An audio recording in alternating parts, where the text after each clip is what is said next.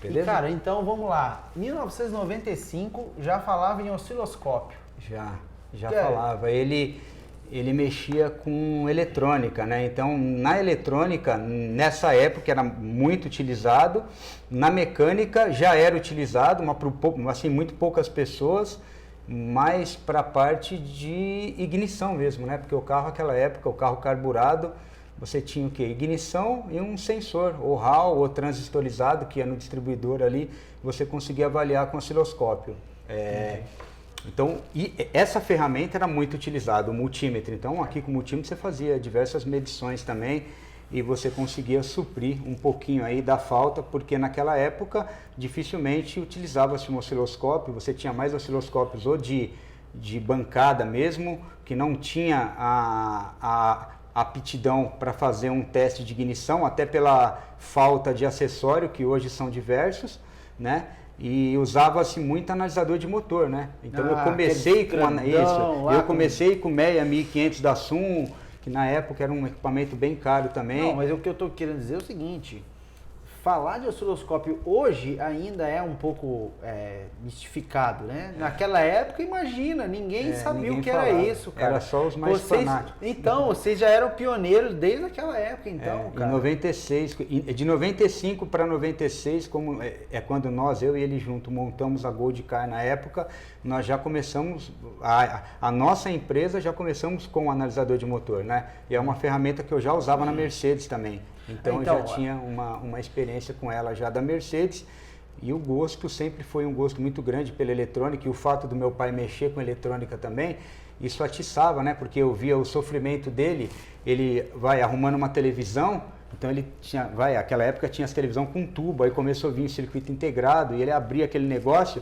e ele com essa ferramenta que é o multímetro, ele ficava testando resistor por resistor, capacitor, diodo, até encontrar o componente defeituoso. Ele me falava assim, ó, o meu sonho é ter um osciloscópio, por quê? Tá vendo esse pontinho e esse pontinho? Eu ligo o osciloscópio aqui, eu testo todo esse circuito.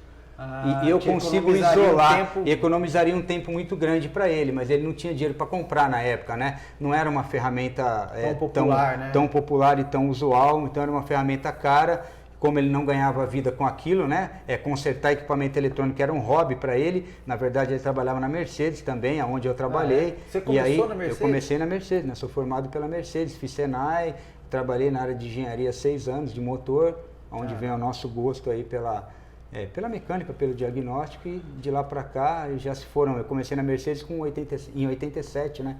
Com 14 anos. Caramba. Aí me formei, aqui em São José tem a fábrica da GM. Então, quem faz o Senai aqui, meu pai trabalhou na GM, se aposentou na GM. Então, nós, eu que sou filho de funcionário da GM, eu cresci ouvindo o seguinte, não, você tem que fazer o Senai para ir trabalhar na GM. E lá, então, era fazer o Senai para trabalhar na Mercedes. Você saía empregado. Na verdade, quando você fazia o Senai lá dentro, você já era registrado, né? Você já tinha um registro de empregado, né? Eu lembro o meu até hoje. Então você já tinha um registro de empregado, você já era assalariado, já ganhava para estudar, né? E aí quando você chegava no 5º termo, você ia para estágio dentro da fábrica, né? E o intuito da empresa manter aquela escola era isso, né? Era aproveitar os alunos, né? Entendi. Então cada um era aproveitado no setor específico, né? Fazia uma provinha para entrar e tal, e aí... Para entrar no Senai era bem concorrido, né? Porque você pensa que aquela época que meu pai trabalhava lá, que eu entrei na Mercedes, tinha 23 mil funcionários. Caramba, então todo mundo que é parente de primeiro grau, você tinha que ser parente de primeiro grau. Ou filho, ou sobrinho, né? Você tinha que ser irmão, você tinha que ter um parente de primeiro grau para você poder fazer a prova. Entendi. Então a prova era uma prova bem concorrida, porque todo mundo queria na época, né? Entrar na empresa. Aqui quase a mesma coisa, mas esse de parente de primeiro grau eu já não sei dizer lá se tinha era. Que ter, aquela época pelo menos tinha que ser um parente de primeiro grau. Senão, você perdia, né, o privilégio, né? Eles usavam, até porque o parente virava um padrinho dele dentro da empresa, né? Você fez uma merda lá, uma cagada, o pai, o tio ia ser notificado, ia ser cobrado, né? Então virava meio que um padrinho, né? Então você tinha que andar na linha, porque senão o pai ficava sabendo. Igual cidade pequena, né? É o filho de fulano. Então você tinha que andar na linha, senão o pai ficava sabendo. Hoje é até uma coisa meio contraditória. Hoje ninguém, falando um termo popular, ninguém quer pegar o BO de ninguém, né? Então, Às vezes você evita de indicar alguém para alguma coisa, porque se der alguma coisa errada, aquilo vai voltar para você, né? Mas olhando por esse sistema aí, realmente é interessante, que eu não tinha pensado nessa parte. Porque é um parente dentro de uma grau, empresa, né? Porque você põe um cara de fora que não tem elo, vínculo nenhum, Verdade. ele faz o que ele quiser. Então, na Mercedes naquela época, até quando eu saí, até um tempo atrás, eu tenho contato com muitos amigos, uma vez por ano a gente faz um churrasco lá dentro no clube para reunir todo mundo, né? Amizade aí com o pessoal de mais de 30 anos. E ainda, se eu não me engano, ainda é assim, você tem que ter um parente de primeiro grau lá dentro para você conseguir fazer a prova, não é para entrar não, né?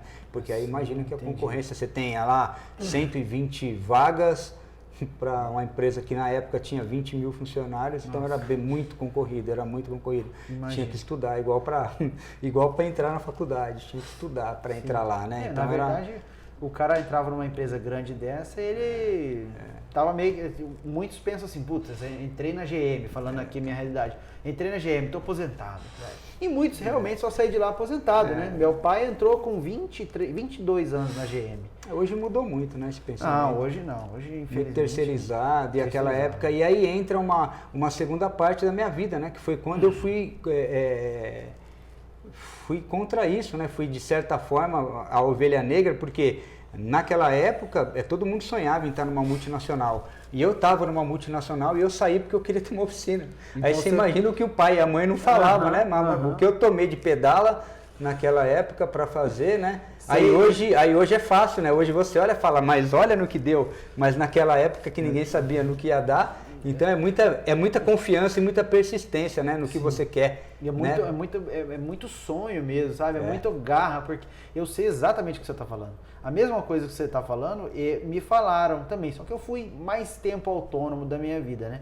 Mas eu sempre ouvi, entra na GM, entra na Embraer, que aqui tem Embraer também, entra na empresa tal. Você tem que estar com um crachá para ser bem registrado. E fique bem claro, nada contra quem está na empresa. Pô, meu pai trabalhou a vida inteira lá. Acho que hoje tudo é difícil, mas tudo tem o seu valor. Tudo tem pró e contra, né? A gente não pode dizer que o nosso negócio é só pró, porque a gente sabe que é bem ao contrário, né? Com certeza. Não adianta você ser um funcionário lá e estar infeliz, cara. Acho que tem que correr atrás do sonho. Quando pode, corre atrás. Hoje, com o passar do tempo, vai pegando idade, já fica mais difícil arriscar. Você mudar, né? Você tem família, você tem filho, você tem uma estrutura para manter. Aí então, eu acho que eu arrisquei na época certa, eu fui servir exército e quando eu voltei do exército, eu tinha passado em engenharia na São Judas, porque tinha tudo a ver com o que eu fazia. E aí eu servi exército, tive que trancar, e quando eu voltei... Você entrou na Mercedes antes do exército? Antes do exército, entrei com 14 anos. Aí eu fui para estágio com 16, com 17 eu efetivei e com 18 eu fui servir. E aí fecharam minha vaga na engenharia de motores, eu fui trabalhar com ônibus depois, e aí eu já não gostava do que eu fazia, não tinha estudado tudo que eu estudei para fazer aquilo, e aí eu aproveitei uma oportunidade que eles estavam dando um pacote, e eu peguei com o intuito de montar a oficina, e quando meu pai aposentou lá dentro e saiu, a gente montou a empresa, né? Você já tinha quantos anos de Mercedes? Eu tinha 6 anos de Mercedes, já. Meu pai tinha 23 anos de Mercedes, ele saiu, aposentou e saiu.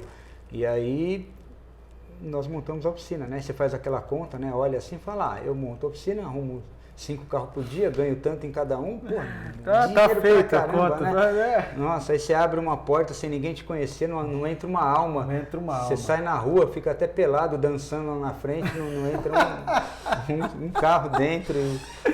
O dinheiro que você tinha vai indo embora. Vai indo embora. Aí chega aquele momento que você fala assim, eu acho que eu podia ter ficado mais um pouco na Mercedes, né? Não, e a gente investiu, né? Eu comprei, investi muito alto, né? Porque eu comprei, era louco, né? É quem começa hoje do jeito que a gente começou.